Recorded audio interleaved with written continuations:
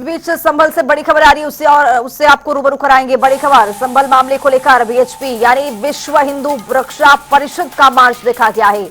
आज 11:30 बजे गुमती नगर से ये मार्च को निकाला जाएगा। संभल हिंसा में घटती हिंदू आबादी को लेकर ये मार्च है। सपा के सांसद बरका पुतला फूका गया है और संभल से पलायन कर चुके हिंदू, ये कहा गया है परिवारों को लौटने की योजना है। दंगों के हिंदू पीड़ित परिवार को न्याय दिलाने का यह संकल्प भी है। इस मार्च के जरिए 11:30 बजे गुमती नगर से मार्च निकाला जाएगा। संभल हिंसा में घटती हिंदू आबादी को लेकर यह मार्च निकाला जाएगा।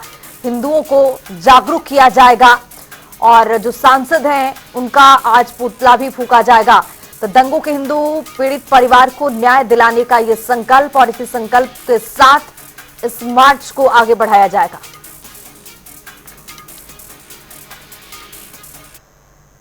इसी बीच संभल से एक और बड़ी खबर आ रही है, उससे आपको रूबरू कराएंगे। बड़ी खबर, बड़ा अपडेट। संभल में आज जुमे नमाज को लेकर डीजीपी मुख्यालय से निर्देश जारी किया गया है। जुमे की नमाज को लेकर हाई अलर्ट पर है। कल लीक हुई न्यायिक रिपोर्ट के बाद संभल में हाई अलर्ट है। संभल के आसपास के जिलों में भी अलर्ट जारी किया गया है। सोशल मीडिया पर भी निगरानी के निर्देश दिए गए हैं।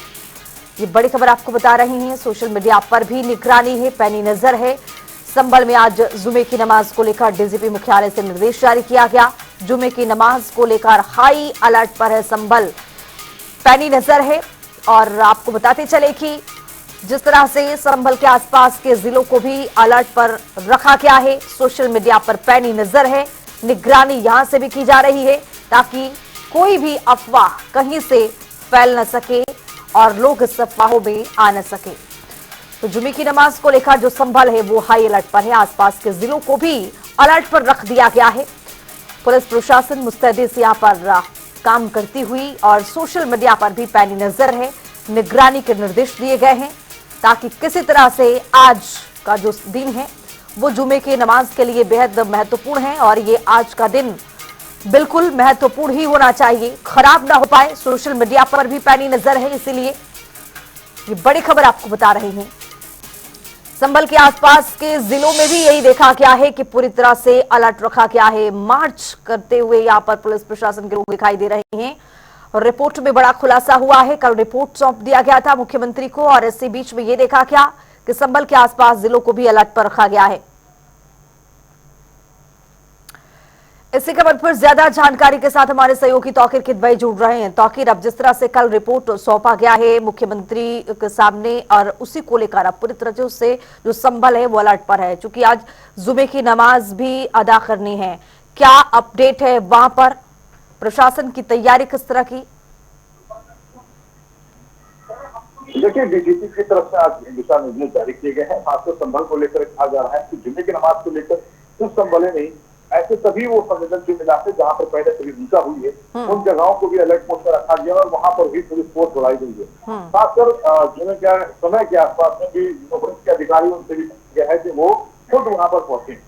फिलहाल तक जो एसआईटी ने अपनी रिपोर्ट सौंपी थी मुख्यमंत्री योगी आदित्यनाथ से, उसके बाद से चर्चा तेज हो गई है कि पलायन को लेकर जो हिंदू पलायन हुआ वहां पर उसको लेकर आक्रोश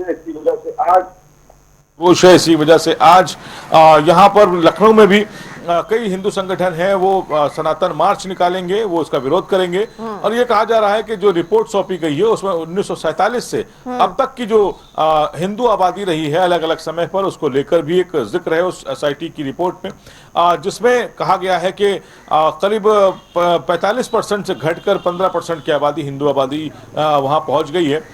इस आजादी के बाद करीब 15 घटनाएं हो चुकी हैं बड़ी वहां पर हिंसा की। फिलहाल ये इस रिपोर्ट के बारे में ये भी कहा जा रहा है कि अभी बहुत पुख्ता तौर पे कुछ नहीं कहा जा सकता, क्योंकि ये गोपनीय रिपोर्ट है। और जो न्यायिक आयोग की जांच रिपोर्ट क्योंकि गोपनीय तरीके से ही सौंपी जाती है, फिलहाल जो चर्चाएं जिस तरह से हो रही हैं इसमें कितनी सच्चाई है ये भी एक अभी बड़ा मुद्दा है। दूसरी बात ये भी है कि संभल की जो रिपोर्ट है उसमें 5 लोगों की हत्या भी हुई थी हिंसा के दौरान।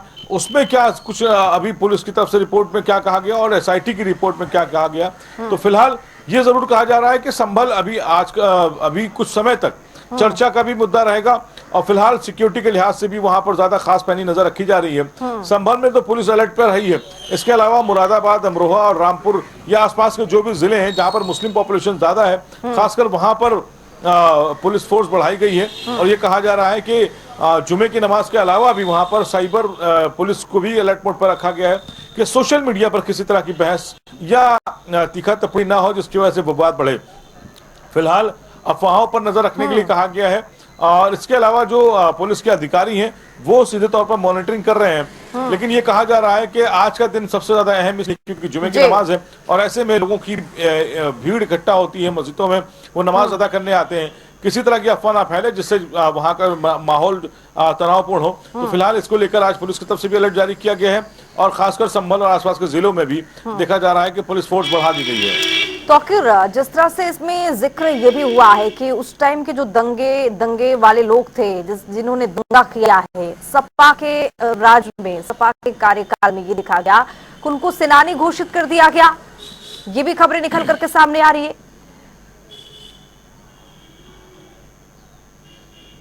देखिए जो एसआईटी की रिपोर्ट है फिलहाल उसमें जो अंदर खाने की रिपोर्ट है, क्योंकि अभी पुख्ता तौर पे कुछ नहीं कहा, क्योंकि रिपोर्ट सार्वजनिक नहीं की गई है। तो फिलहाल इस पूरे मामले पर बहुत बहस अभी होनी भी नहीं चाहिए थी, क्योंकि जब तक रिपोर्ट सार्वजनिक ना हो या फिर उसे कोर्ट में ना पेश किया जाए। लेकिन ये कहा जा रहा है कि जो 47 के बाद से जो घटनाएं हुई हैं उसमें हिंदू आबादी जो घटी है उसके पीछे सरकारों का अहम रोल है, क्योंकि वहां पर पलायन जब तेजी से हो रहा था उस समय वहां पर ध्यान नहीं दिया गया, लोगों की बात नहीं सुनी गई और इसी वजह से पलायन का जो प्रतिशत है वो बढ़ता चला गया। फिलहाल आज के समय में हिंसा का कारण ये भी कहा जा रहा है कि जो हिंदू आबादी घटी है इसको लेकर भी है।